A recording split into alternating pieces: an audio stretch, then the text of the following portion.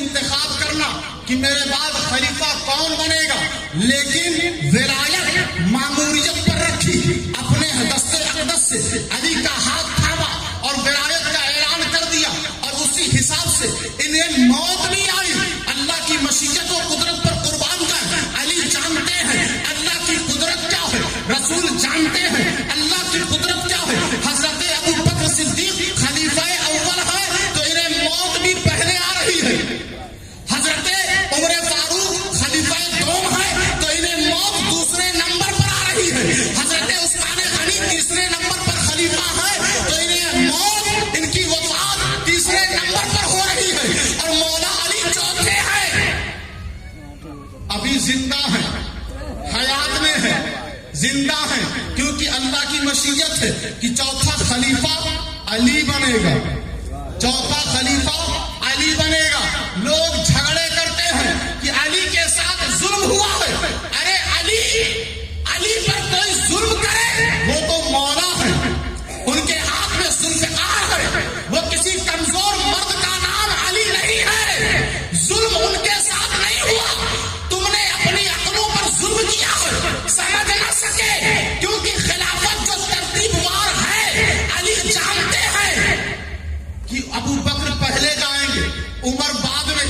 عثمان بعد میں، آخر میں مولا علی کا وصال ہوگا۔ اور دیکھیں نبی نے ولایت کا اعلان کر کے بتلا دیا کہ خلافت تو رک جائے گی مگر ولایت کا سلسلہ چلتا رہے گا۔ ہر خانقاہ کے پیر و مرشد مشائخ سے پوچھو تو وہ بولتے ہوئے نظر آتے ہیں کہ میری نسبت علی سے ہے۔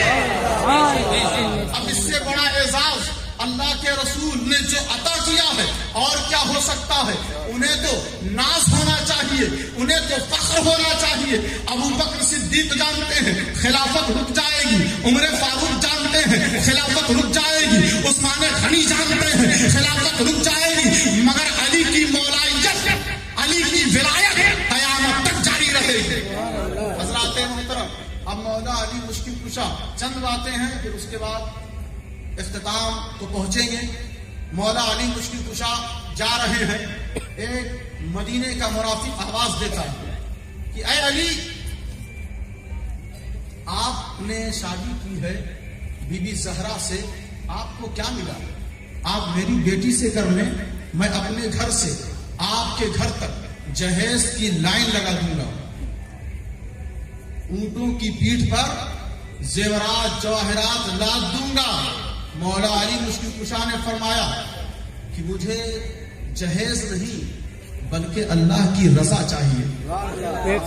آگے بڑھ گئے، اتنی ہی دیر میں غیبی آواز آئی، علی اپنا چہرہ آسمان کی طرف کر۔ مولا علی مشکل کشا نے اپنے چہرے کو اوپر کیا، کیا دیکھتے ہیں کہ آسمان سے لے کر زمین تک اونٹنیوں کی قطاریں لگی ہوئی ہیں، اور ہر اونٹنی کی پیٹھ پر زیورات جواہرات مشک و عنبر لدا ہوا ہے، اور ہر اونٹنی کے ساتھ ایک کنیز اور ایک غلام موجود ہے جو آفتاب و مہتاب کی طرح چمک رہا ہے، روشن ہے۔ حضرت مولا علی مشکل کشا بغور دیکھتے رہے، پھر دیکھنے کے بعد سر نیچے کیا، قدم کو آگے بڑھانے کی کوشش کی، آواز آئی، علی یہ تو پوچھ لے یہ جہیز کس کا ہے، یہ جہیز کس کا ہے؟ عرض کی یہ جہیز کس کا ہے؟ آواز آئی کہ سن، یہ جہیز بنت رسول بی بی زہرا کا ہے،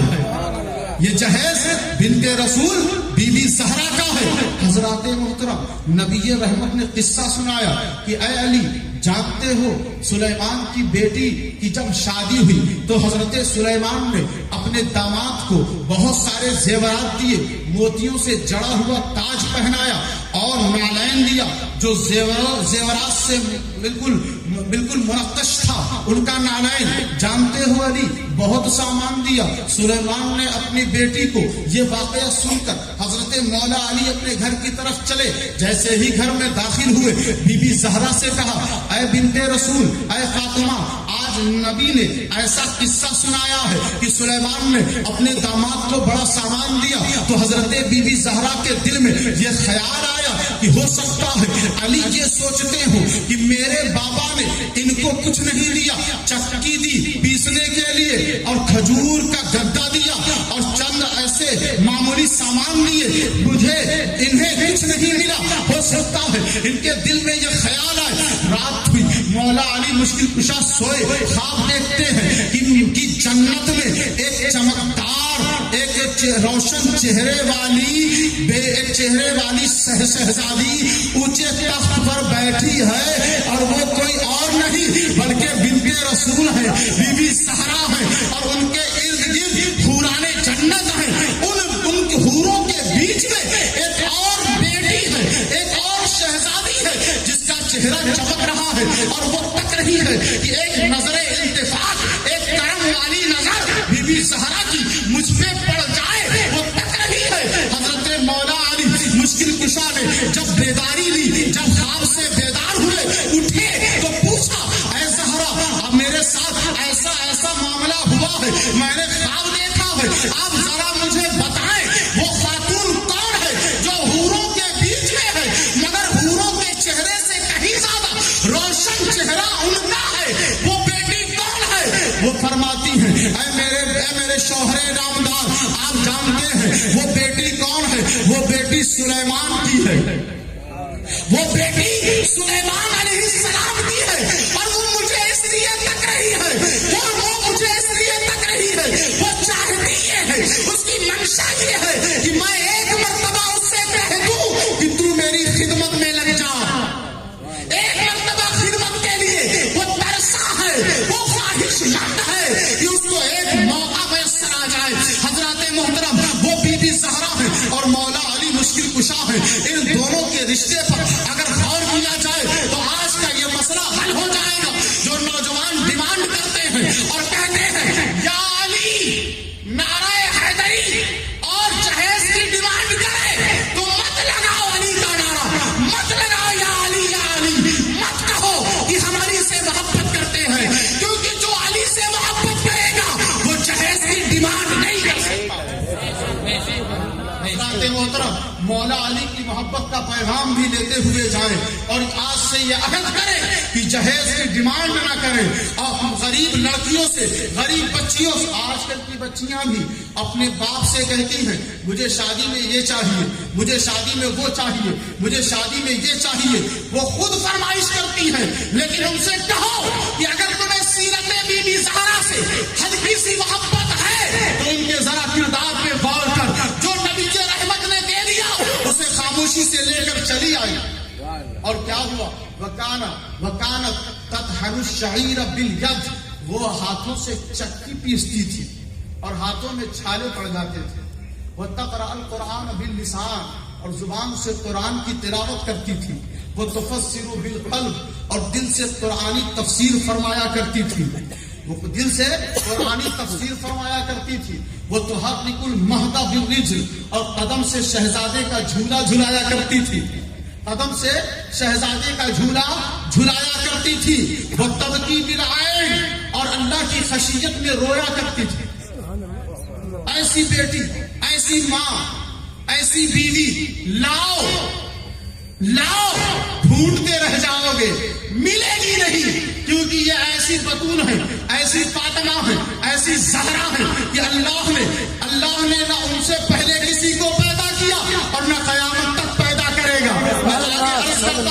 دیکھیں آپ، ایسی ماں جس کے قدم میں شہید اعظم لیٹے ہوں،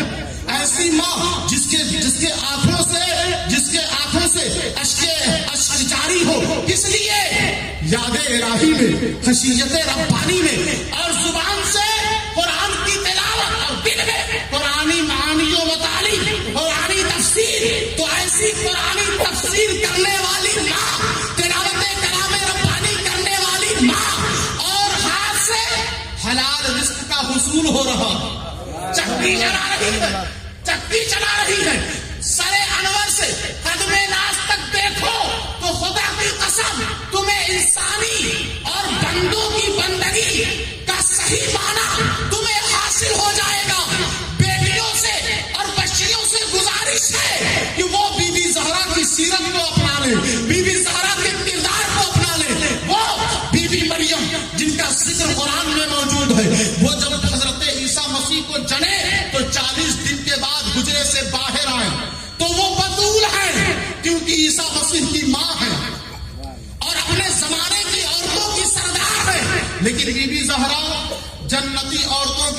سردار ہے، سارے جہان کی عورتوں کی سردار ہے۔ حضرت اسما دوڑتی ہوئی آئی، سنا کہ بی بی زہرا کو بیٹا ہوا ہے، آپ حجرے میں داخل ہوئی، دیکھتی ہیں دائیں بائیں تکتی ہیں کہ بیٹا کہاں ہے اور بی بی زہرا کہاں ہے۔ نظر پڑی کہ جھولے میں کپڑے میں لپیٹے ہوئے امام حسن موجود ہیں،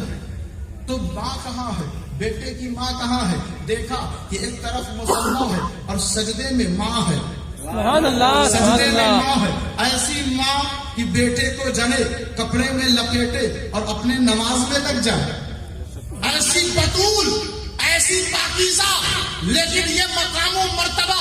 یہاں آ کر سوچنے پر انسان کو مجبور کر دیتا ہے کہ وہاں تو جب حضرت زکریا بی بی مریم کی عبادت گاہ میں محراب میں آتے تو بے موسم پھل کھاتے اور پوچھتے کہاں سے، وہ کہتے اللہ کی بارگاہ سے، اور اللہ جسے چاہتا ہے بے حساب رزق دے دیتا ہے، تو وہ بی بی زہرا کو زیادہ چاہتا ہے یا بی بی مریم کو زیادہ چاہتا ہے، کیونکہ وہ صرف سجدہ کرے تو بے موسم پھل آ جائے، بغیر مانگے رزق آ جائے، اور بی بی زہرا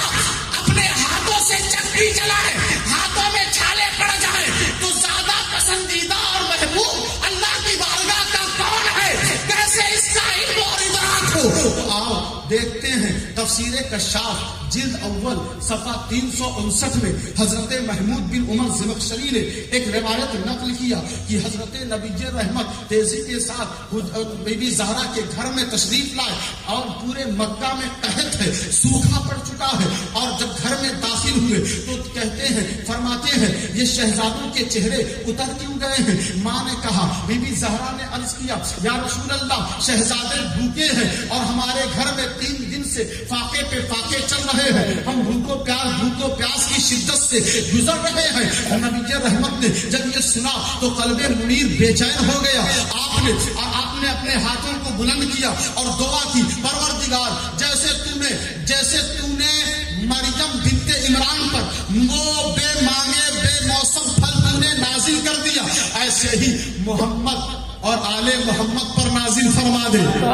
ایسی دعا نبی کی رنگ لائی کہ آج تک آل رسول تنگ دست نہیں ہوتا، بلکہ ان کی بارگاہ میں ہم جاتے ہیں تو ہمیں عطا کی جاتی ہے، ہمیں نوازا جاتا ہے، ہماری مصیبتوں کو دور کیا جاتا ہے۔ ارے اپنے نبی کی دعا پر اے ایمان والوں، اے مسلمانوں قربان جاؤ، ایسی برکت کی دعا کی، ایسی برکت کی دعا کی، نہ آل رسول کم ہو رہے ہیں، نہ ان کی تنگ دستی ہو رہی ہے، ان کے دامن میں فراخی ہے، کشادگی ہے، اور ان کی نسل میں فراوانی ہے، آج بھی نسل پھیلتی چلی جا رہی ہے۔ حضرات محترم، جب اپنے دست اقدس کو نبی رحمت نے نیچے کیا اور فرمایا، بیٹی زہرا اپنے حجرے میں جا کر دیکھ، وہ گئیں، دیکھتی ہیں تازہ پکا ہوا گوشت ہے اور سلید رکھا ہوا ہے، نبی رحمت کی بارگاہ میں وہ اٹھا کر لائی، کہا ہمارے گھر میں تو کچھ نہیں تھا،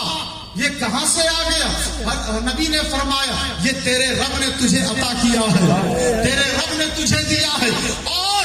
اپنے شہزادوں نوازوں کو کھلایا، بیٹی کو کھلایا، خود تناول فرمایا، علی کو کھلایا، اپنے احباب، اپنے گھر والوں اور اپنے پڑوسی، اپنے ماننے والوں کو کھلایا، اور فرمایا بیٹی آج تو نے بنی اسرائیلی عورتوں کی سردار بی بی مریم، ان کی اس سرداری کو آج تو نے ثابت کر دیا ہے، آج تو نے نافذ کر دیا ہے۔ حضرات محترم، بیٹیاں ہوں چاہے بیٹے ہوں، ان سے گزارش یہی ہے کہ تمہیں ادھر ادھر تلاش کرنے کی ضرورت نہیں، مولا علی، بی بی فاطمہ زہرا پر جتنے پاک کے کردار پر عمل کر لو، خدا کی قسم توحید اور الوہیت کی دلیل اس سے بڑی کوئی اور ہو نہیں سکتی۔ جس نے اس خاندان سے، جس نے پنجتنے پاک سے غلامی کی ہے، آج ہمارے سامنے وہ امام اہل سنت کہلاتا۔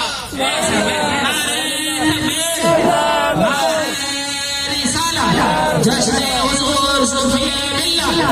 مسلک اعلی حضرت، فیضان اعلی حضرت، فیضان تاج الشریعہ، نعرہ تکبیر، نعرہ رسالہ۔ حضور صوفی ملت کی رگوں میں انہی پنجتن پاک کا خون رواں اور دواں ہے، ان کے عرس میں حاضر ہوئے ہیں، بس اسی لیے کہ ان کے وسیلے سے پنجتن پاک کی خیرات ہمارے دامنوں میں آ جائے۔ حضرات محترم، یہ مختصر سی بات تھی، اب اور تیزی سے آگے بڑھیں۔ دیکھیں حضرت امام حسن ہیں، حضرت امام حسن ہیں جن کو آپ حسن بھی پڑھ سکتے ہیں، جن کو آپ حسن بھی پڑھ سکتے ہیں۔ فرمایا کہ یہ میرا بیٹا، اس کو میں نے اپنا حسن دیا ہے، اس کو میں نے اپنا حسن دیا ہے۔ کسی کو اللہ نے نبی کا حسن عطا نہیں کیا، بلکہ وہ نواسۂ رسول، وہ بی بی زہرا کے پھول جن کو اللہ نے اپنے محبوب کا حسن عطا کر دیا۔ وہ اللہ جو بندوں سے کہے، حالانکہ اس میں تمام انبیاء، تمام رسولان اعظام شامل ہیں۔ الحمدللہ رب العالمین، وہ سارے جہان کا رب ہے۔ بندوں کہو کہ تو سارے جہان کا رب ہے، لیکن ایک مقام پر ہم نے دیکھا تو اللہ فرماتا ہے فلا وربک، محبوب تیرے رب کی قسم، اس کی مرضی یہ ہے، اس کی منشا یہ ہے کہ سارے بندے کہیں کہ تو سارے جہان کا رب، لیکن اس کی مرضی ہے، وہ کہتا ہے محبوب سارے بندے کہتے ہیں کہ تو ہمارا رب ہے، لیکن میں کہتا ہوں کہ میں تیرا رب ہوں۔ میری مرضی ہے، میری مرضی ہے کہ میں کہتا ہوں کہ میں تیرا رب ہوں، تیرے رب کی قسم۔ وہ لوگ مومن نہیں ہو سکتے جو آپ کے فیصلے کو نہ مانے، وہ کبھی بھی مومن کامل نہیں ہو سکتے۔ تو اللہ کے رسول نے اپنا حسن عطا کر دیا امام حسن کو۔ آخری بات توجہ سے سن لیں کہ وہ امام حسین جن کو آپ حسین بھی پڑھ سکتے ہیں، وہ حسین اعظم جن کو اللہ کے رسول نے فرمایا کہ اس کو میں نے اپنی جرأت دے دی ہے۔ جرأت، نماز ٹھنڈ لگ رہی ہے، اٹھے، جرأت کا استعمال کیا، وضو کیا، مسجد کی طرف گئے، ٹھنڈے سے مقابلہ کیا، یہ آپ کی جرأت ہے۔ آپ دین میں شامل ہیں، دیندار ہے، روزے رکھے، گرمی کی شدت ہے، یہ آپ کی جرأت ہے کہ آپ برداشت کر رہے ہیں۔ آپ نے زکوٰۃ کی ادائیگی کی، آپ کی جرأت ہے کہ آپ شریعت مصطفی کی پاسداری کر رہے ہیں۔ آپ پر مصیبتیں آ رہی ہیں، آپ صبر کر رہے ہیں، یہ آپ کی جرأت ہے۔ نعمتیں مل رہی ہیں، آپ شکر بجا لا رہے ہیں، یہ آپ کی جرأت ہے۔ سارے اعمال اور سارے احکامات پہ عمل کر کے لوگ دیندار ہوتے ہیں، دین میں شامل رہتے ہیں، لیکن قربان جائے نبی کے اس ارشاد پر۔ نبی نے فرمایا حسین میں نے تجھے اپنی جرأت دے دی ہے، ابو بکر صدیق کی جرأت تمہیں نہیں دی ہے، عمر فاروق کی جرأت تمہیں نہیں دی ہے، عثمان ذوالنورین کی جرأت میں نے تمہیں نہیں دی ہے، علی مرتضیٰ کی جرأت میں نے تمہیں نہیں دی ہے، بلکہ اپنی جرأت تمہیں دے دی ہے۔ اسی لیے ہند الولی خواجہ خواجگاہ سلطان الہند عطائے رسول ہم سب کے آقا و مولا حضور غریب نواز خواجہ معین الدین چشتی حسن سنجری اپنے عشق والے قلم سے سیاہی میں ڈبو کر اور لکھتے ہیں کہ سنو کربلا کی سرزمین پر وہ جرأت دکھانے والا شہزادہ کسی اور جرأت کو ظاہر نہیں کر رہا ہے، بلکہ رحمت تمام رحمت للعالمین صاحب لولاک طٰہٰ و یاسین محمد رسول اللہ کی جرأت دکھا رہا ہے۔ اسی لیے فرمایا کہ ساری جرأتوں پر عمل کرنے والوں تم دیندار ہو، اور حسین اعظم خود دین ہے، سبحان اللہ، سبحان اللہ، خود دین ہے، کیونکہ یہ جرأت محمد رسول اللہ صلی اللہ علیہ وسلم کی جرأت ہے۔ حضرات محترم، دیکھا آپ نے قرآن کا ساتھی امام حسین کو بنایا، اہل بیت کو بنایا، قرآن کا ساتھی اہل بیت کا ساتھی قرآن، یہ دونوں ایک دوسرے کے ساتھی۔ ہمارے اور آپ کی طرح آج کے جو سماج میں دوستی اور یاری چل رہی ہے، بس چائے پینے تک دوستی رہتی ہے، اس کے بعد ایک دوسرے کے بغض میں، ایک دوسرے کی عداوت میں لوگ لگ جاتے ہیں۔ یہ دوستی ایسی ہی ہے، لیکن اس دوستی کو سند नबी रहमत दे रहे हैं कि कुरान के साथी अहले बैत का साथी कुरान। तो इन दोनों साथियों ने एक दूसरे के लिए क्या किया है, जरा गौर से सुन लें। एक दूसरे साथी की क्या उनकी दलील और पहचान होनी चाहिए। तो हमने देखा कि करबला की सरजमीन पर कुरानी आयतों की तहारत और उसकी सदाकत और उसकी अमानत और उसकी दयानत, उसकी अमानत की हिफाजत के लिए एक साथी है जो अपने भतीजे की कुर्बानी दे रहा है, जो अपने बच्चों की कुर्बानी दे रहा है, जो अपने जानेसारों को कुर्बान कर रहा है, जो अपने शीरसार बच्चे की कुर्बानी दे रहा है, जो अपने भांजे औनो मोहम्मद की कुर्बानी दे रहा है, जो आबिद बीमार की बीमारी का ख्याल न करे, वो कुरान सामने तक रहा है कि खुदा की कसम अल्लाह के रसूल ने कैसा हमें साथी दिया है। आज मेरी तहारत पर हमला हुआ तो मेरा साथी मेरे सामने खड़ा हो गया, आज हमारी हक्कानियत पर हमला हुआ तो मेरा साथी मेरे सामने खड़ा हो गया, आज मेरी खूबियां और मेरी हुज्जतें और मेरे बुरहानों दलाइल पर जब हमले हुए तो मेरा साथी मेरे सामने खड़ा हो गया, आज उसकी गर्दन तने अक़दस से जुदा करके तहे फेंक दिया जा रहा है। तो आज ये साथी फिर भी उम्मत नहीं करता। आज हुआ क्या है, ऐसा साथी न किसी किताब को मिला, न किसी बंदे को मिला, ऐसा साथी न किसी कुंबे को मिला, न किसी कबीले को मिला, ऐसा साथी न किसी खानदान को मिला, न किसी शहर को, न किसी गांव को मिला, ऐसा साथी न किसी खित्ते को मिला, ऐसा साथी आज कुरान में रश्क कर रहा है कि साथी हो तो अहले बैत जैसा, इमाम हुसैन जैसा। ऐ कुरान, तू कल तक तकता रहेगा, तेरी भी कुछ जिम्मेदारी है या नहीं अपने साथी के लिए, अपने रफीक के लिए, अपने वफादार के लिए, क्योंकि उसने तो सब कुछ तेरे नाम पर कुर्बान कर दिया है। तो वो साथी चीख कर कुरान मजीद आवाज देता है कि सुनो सुनो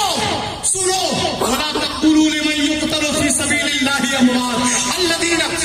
वला तक़ूलू लिमन युक़तलु फी सबीलिल्लाहि अमवात वला तहसबन्ना अल्लज़ीना। कुरान मजीद फुरक़ान हमीद ने अपनी जिम्मेदारी को जाहिर कर दिया और बता दिया, मैं दोस्त हूँ तो हुसैन आज़म का हूँ, मैं दोस्त हूँ तो आबिद बीमार का हूँ, मैं दोस्त हूँ तो कासिम का हूँ, मैं दोस्त हूँ तो अली अकबर का हूँ, मैं दोस्त हूँ तो अली असगर का हूँ, मैं दोस्त हूँ तो हसन मुस्तफा का हूँ, मैं दोस्त हूँ तो नबी की हर हाल का हूँ। उसने कह दिया, आज के बाद ऐ दुनिया वालों, मुझे तिलावत करने वालों, मेरी तिलावत करने वालों, मुझ पर उबूर हासिल करने वालों, याद रखना कभी भी हुसैन को मुर्दा मत कहना, कहना ही होगा तो जिंदा कहना।